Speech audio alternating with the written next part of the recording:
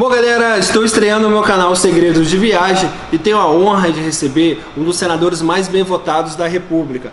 Isso em votos dá mais de 9 milhões, um fato impressionante. Além disso, foi eleito o melhor senador de 2019. De quem eu estou falando? Senador Major Olímpio. Mas hoje eu não quero conversar com o senador, não. Quero conversar com Sérgio Olímpio Gomes, um apreciador de viagens e um colecionador de momentos. Obrigado por te receber, senador. Para minha satisfação. Viajar é muito bom, né, senador? O que isso representa na vida do senhor? Olha, eu aprendi muito mais com a minha mulher, com meus filhos, o prazer de viajar, primeiro para estar junto com a família, num segundo momento que eu acho que é um engrandecimento cultural muito grande. Eu tive poucas oportunidades para viajar quando menino, até porque minha família era de uma condição financeira muito pobre, e eu fui fazer viagem de avião, em avião de carreira, fui voar a primeira vez com 22 anos de idade. Eu sou policial militar, né? Entrei na academia do Barro Branco, menino com 15 anos, e aí voava em alguns momentos de carona com a Força Aérea. Então a gente não tinha dinheiro nenhum, a gente ia para... Eu morava em São Paulo, né? Na academia do Barro Branco, a gente pegava uma mochila, ia para a base aérea de Cumbica, e para ir para onde? Para onde desce. Então teve vezes assim, né, que eu tenho um grande amigo, até da minha turma até hoje, amigo irmão, hoje Coronel Ataíde, nós combinamos, né? Olha, nós vamos pro Nordeste. Aí fomos de ônibus lá para a base de Cumbica e estamos lá, a gente esperava. Porque os aviões da Força Aérea que pousavam e depois decolavam de São Paulo e iam para algumas áreas, levando material logístico, levando tropa da Força Aérea, às vezes levando órgãos, né? Essas atividades que a Força Aérea faz. E sempre sobrava um banquinho ali do avião. Então a gente até brincava, né? Chamava piruá, uma carona. Então a gente ia para a base aérea com aquela cara de coitado. Para cada comandante de aeronave que pousava ou decolava, a gente ficava ali. Olha, comandante, nós somos cadetes da Polícia Militar. Para onde é que o senhor vai? Tem condição? Então, só para você ter uma ideia, em determinado momento nós estamos naquela. Nós vamos para o Nordeste. Para qual dos 9 estados do Nordeste? Qualquer um deles. E chegamos na base aérea. Não tem nenhum voo, não tem. Tinha uma perspectiva de um voo para o Nordeste, não deu. Um dos comandantes de aeronave da FAB falou: olha, eu estou indo para a base de Canoas, no Rio Grande do Sul. Quiserem, pode subir. Esquecemos o Nordeste, nós fomos para o Sul. Era aquela coisa de menino pobre, a gente queria estar viajando. Queria estar viajando, sabe? Então, isso foi. Bacana. Depois, principalmente depois que eu me casei, a minha mulher, até por educação familiar dela, dos pais, do pai e mãe, sempre viajaram bastante. Nunca tiveram uma condição financeira elevada, não, mas o pouco que tinham, guardavam para o lazer da família para viagem. E a minha mulher acabou me transmitindo isso, que transmitiu aos meus filhos, e acabou sendo uma prática de vida da gente. Sempre que pode, tem um jeitinho, a gente dá um jeito de estar num lugar diferente. E qual o lugar mais interessante que o senhor já viajou, que mais te marca? Olha, acho que sem dúvida nenhuma, assim, como experiência de vida, eu tive em Israel em 2 oportunidades, para cursos. Nunca fui para turismo. Mas, logicamente, você vai para uma estada de 50 dias, foi num curso, no outro foi 45. Né? Israel é pequeno, então você acaba conhecendo muito, né? Além ser esfolado vivo no treinamento. Né? O que sobrava da carcaça, às vezes, no domingo, nos levavam para passeios. Mas foi maravilhosa a experiência, né? Você se sente, né, revivendo coisas que você lê desde a Bíblia, Isso. lê na história, você vê filmes, de repente você está ali, né?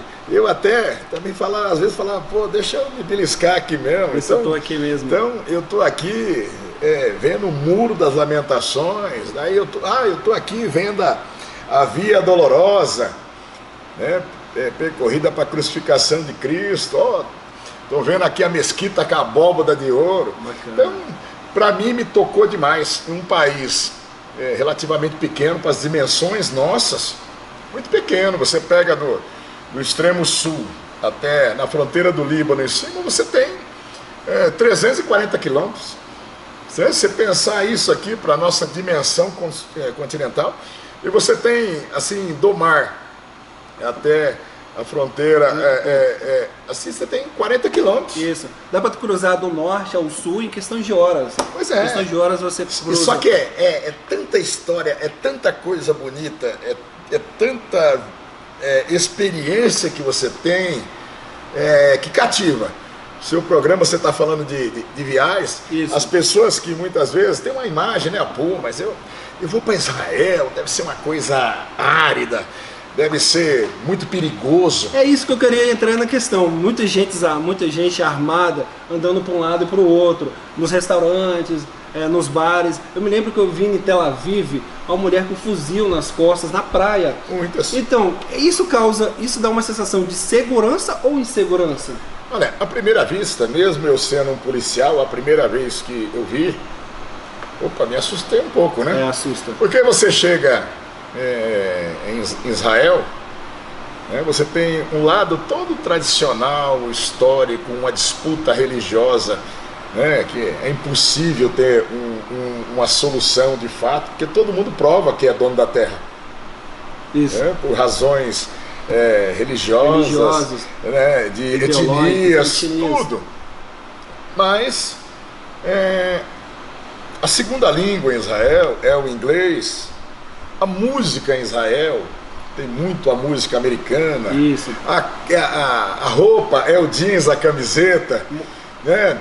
Os bares são muito parecidos com os bares. Nossa, a juventude vai muito. Muito bom. Então parece que você está num 51º estado americano, ou você está num barzinho aqui no Brasil. É verdade. Aquela juventude, a música, a alegria, uma juventude muito bonita.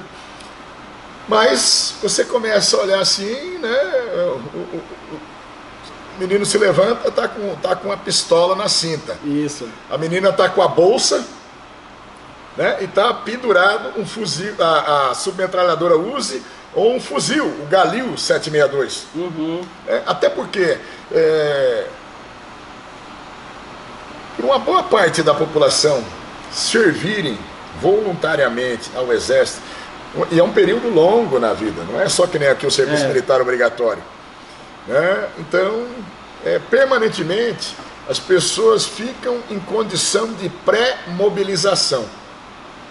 E pra você ter uma ideia, Israel consegue mobilizar 1.800.000 soldados em 72 horas. Nossa, muito rápido.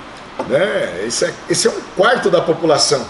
Impressionante. Um quarto da população de lá. Então, agora eu digo uma coisa para você. Lá a gente vê, o equilíbrio faz a paz. Você não tem briga de boteco, você não tem crime passional com arma de fogo, né? Nada disso. É uma coisa absolutamente normal para a população naquele ambiente. E acaba transmitindo segurança. Olha, você pode andar lá dentro de Israel, você sair de madrugada, local, vai andando pelas ruas, aonde for. Esse negócio de você ser assaltado, você não existe. Não existe. Né? Então, se por um lado você tem às vezes atentados, o terrorismo, né, te dá aquela sensação, olha, será que eu vou estar dentro de um shopping center e podem explodir aqui? algum homem ou mulher bomba. É possível, a história já mostrou. Mas a sensação de segurança pública, isso você tem. Então, a sensação que causa no primeiro momento que você vê muita gente armada, te dá aquele impacto. Mas depois, acho que com o decorrer, passando o tempo, te dá aquela sensação de segurança, né? Agora, outra questão que eu ia te falar, da questão das Forças Armadas. Muitas mulheres, aliás, é obrigatório o serviço militar, é obrigatório o serviço militar feminino por 2 anos. O que o senhor acha disso? Isso deixa a mulher mais preparada, até preparada para a vida? Acha isso uma boa ideia? Para Israel, absolutamente necessário. Israel tem uma população de 7,5, 8 milhões de pessoas e ao redor tem uma comunidade árabe com 350 milhões de pessoas. Então, e a relação nunca foi muito amistosa. Então, Israel teve que se aparelhar de tal forma para se defender, porque se você for pensar numericamente, não daria para ter a existência sequer. E foi, a partir da criação do Estado de Israel, em 48, foram se mobilizando para isso, tiveram a Guerra dos 6 Dias, tiveram conflitos permanentes, né? E acabaram se aparelhando para isso. Para a nossa realidade, não seria factível hoje, até porque, mesmo o serviço militar obrigatório masculino, nós dispensamos a maioria dos jovens que se alistam, porque por excesso de contingente e porque nós não temos recursos para isso, para sustentar o efetivo, a tropa, por um ano, do tamanho que poderia ser. E aqui nós temos 210 milhões de pessoas. E lá se fez a opção, porque é necessário sim a mulher. E a mulher se prepara para combate, não é só para serviço de apoio, não. Vai fazer comida, se tiver... Não, ela se prepara. E, logicamente, o preparo militar, ele dá um grande preparo para a vida. Esse preparo que exige das pessoas respeito, hierarquia, disciplina, né? Isso educa para a vida. É um sistema educacional e uma forma de administração. Então, logicamente, a mulher sai preparada para os atos da vida, da profissão, se sente mais confiante. O que eu digo, não seria factível para a realidade brasileira. Lá é uma necessidade e efetivamente a população não sofre com isso. As mulheres não se sentem mal por servirem a pátria por 2 anos, não. Pelo contrário, orgulho, né? Não, você tem jovens daqui, filhos de judeus, que saem dos países para ir servir. Para servir lá. Agora, o tempo que o senhor ficou no Israel, como é que o senhor fez para amenizar a saudade da família? Isso é sempre mais difícil, né? Não ameniza, né? É lógico que eu estava em cursos, um treinamento muito intenso, fisicamente, psicologicamente, extremamente desgastante, e isso até te quebra mais a resistência ainda, você sofre mais ainda, né? Então é doloroso. Eu desde menino, quando eu fui com 15 anos para a Academia do Barro Branco, meus pais já eram no interior, então eu já fui me preparando para a vida, porque eu ia uma vez por mês para ver meus pais, então já sentia a barbaridade. Depois veio a mulher, depois a mulher e os filhos. Então, extremamente agudo mesmo esse sentimento. Por outro lado, eram situações em que eu estava tendo uma oportunidade na vida, né? Por exemplo, os cursos que eu fui fazer em Israel, talvez eu esteja hoje, né, e tenha me distinguido para a sociedade, para os policiais, tenha ido até para a política, de muito que eu aprendi lá, de muito que eu apliquei, de livros que eu escrevi depois. E o senhor já me falou que passou um perrengue lá em Israel. Conta pra gente, qual o perrengue que o senhor passou? A gente tinha toda espécie de perrengue, mas um que foi produto de uma brincadeira, né? num dos dias que nos levaram, né, para um jantar com comandantes das Forças Armadas lá, né, e com o general, que era o comandante da divisão de tanques, né, então